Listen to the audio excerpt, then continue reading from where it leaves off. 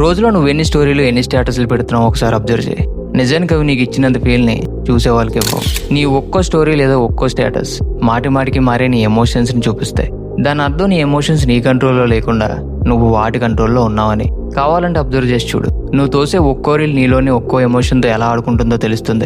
దానివల్ల మనం మెంటల్లీ అన్స్టేబుల్గా మారుతున్నాం. జీవితంలో ఏదో తక్కువైందన్న ఫీలింగ్లో ఉంటున్నాం. సైలెంట్గా మన ఈగో మనకు ఒక ఐడెంటిటీలా మారింది. ఒక హీరోకో ఒక పొలిటీషియన్కు నువ్వు ఫ్యాన్ అని చెప్పుకోవచ్చు. వాళ్ళ కోసం బ్యానర్లు కటౌట్లు కట్టచ్చు. కానీ ఐడెంటిటీ అనేది నీ ఈగోని మాత్రమే సాటిస్ఫై చేసి నీకు టెంపరీ ఆనందాన్ని ఇస్తుంది తప్ప నీ జీవితాన్ని ఏ మాత్రం మార్చదు. నీ స్టోరీలు స్టేటస్లు చూసి నీలా ఫీల్ అయ్యేంత ఖాళీ వేరే వాళ్ళకి లేదు. ఎందుకంటే వాళ్ళ సొంత స్టోరీలో వాళ్ళు బిజీ.